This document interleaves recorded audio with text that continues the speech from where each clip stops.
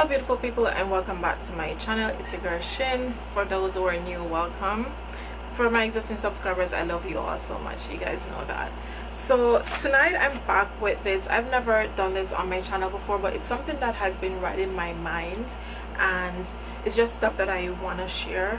For those of you who have been following me since I started this channel for over a year ago, you guys know that lately, in the past 4 months, I lost my childhood best friend of 25 years. And even though I come on camera and I do my makeup tutorials for you guys, it's really hard, like, for me to get up and say, okay, I'm gonna film a video. It is so freaking hard. I have so much anger within me, and I don't know if I'm going through a mini cycle of mini depression, because there's so much that's going on in my life right now, and a lot of things has changed in the past 4 months, I could say. Yeah, in the past 4 months a lot has changed for me, and I find myself where I'm gravitating more to God. And not to say that I wasn't a strong believer in him before, because I was baptized, I was in the church, I was a Christian for years, I grew up in a Christian home. But you know, when you get older, you gravitate away from serving God, and you go out in the world because you want to experience stuff and you want to do stuff. And I've always kept it real with myself, and I've always said the day that comes around that I do decide on going back into church, I want to do it for me. I want to do it because my heart is telling me, my mind, body, soul and heart is telling me, not because someone would be forcing me to do it. But losing my best friend made me realize that life is so short. I already knew life was short, but it is so short where you can speak to someone today and then within a couple of hours they're gone, and it hits you like such a mind-blown experience where your emotions, like, everything just goes off track, everything just goes boom, like a massive explosion. Like, you don't know where to set your mindset. You don't know where you actually don't know where to start. You don't know what next move to make. You don't know nothing. Like, you're just in that standstill shock moment. And I've been finding myself worshiping God a lot more. I've been going to church, even though I believe you don't have to be at a church to serve and worship God. You can be in the own privacy of your home, you can be in the own privacy of your own car, and you can still whisper a word of prayer to God, and he's a spirit. He hears you. And in our deepest and saddest times and worst times, when we think he's not there, he's actually there. But everything takes time. And when you see you're getting a breakthrough, you have to look up and hold up your hand and say, God, I see you working.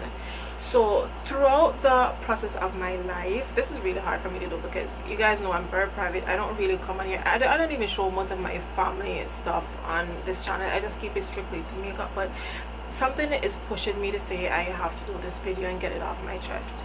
So lately I've had a lot of anger towards people who have done me wrong, and I'm trying to work on myself, like I said, and I'm trying to grow and build a relationship with God. And it's a book that I've been reading for the past week, and it's the book of forgiveness, Healing the Hurts We Don't Deserve, and it's by D. Patrick Miller. And guys, this book is very empowering. I also picked up this other motivational, inspirational book by, I think it's Sherry Robb. She is a preacher, and I love her story. I remember driving home one evening, and I was listening to the gospel radio station, and she was giving her testimony of the things that she'd been through in her life, and it uplifted me, because they have a saying that when you think your life is crap, someone else's life is actually 10 times worse than yours. Someone is experiencing something worse than what you're going through. So you have to be very thankful, even though things aren't the way that you want it to be, but you have to be very thankful of where you are, and just stay strong and just have faith. Without faith, we have nothing, you know. So I've been reading this book, and I have to say it's been helping me heal and teaching me to forgive people, especially people who I have had resentment against, and I just want to make peace within myself. So far where I've reached in this book, it teach me one thing, that by you holding a grudge against someone, you feel as if even though you say to yourself that you forgive them, but you're not, but you don't actually forgot what they did. This book explains so much that by you interacting with them and let them know that you actually do forgive them, and letting that individual know that you do forgive them, it lifts like such a ton of weight off your shoulder. And I can hold a testimony to this to say that there is in particular a friend of mine that we were friends since we were kids, and we had an altercation where we fell out about 5 years ago. It broke my heart, it hurt my feelings what she said to me. She never had the respect enough, I should say, to apologize for what she did say. I mean, I'm not saying I was right in certain things, but I didn't see where I did anything wrong. But anyhow, years went by, and with the passing of my best friend, it was 3 of us that were best friends since we were kids, and we had our altercation. She went her other way, but she was still talking to my best friend that passed. And I was sitting one day, she was at the funeral, and we spoke for a bit at the funeral and everything. And when I came back home, I was like thinking to myself, what's the point of holding a grudge? I know I've said to myself that I forgave this girl, but then I realized that I still had a lot of anger towards her just because of what she said about me, things that she went and said about me. And I prayed about it, and I said, you know what, I'm so tired.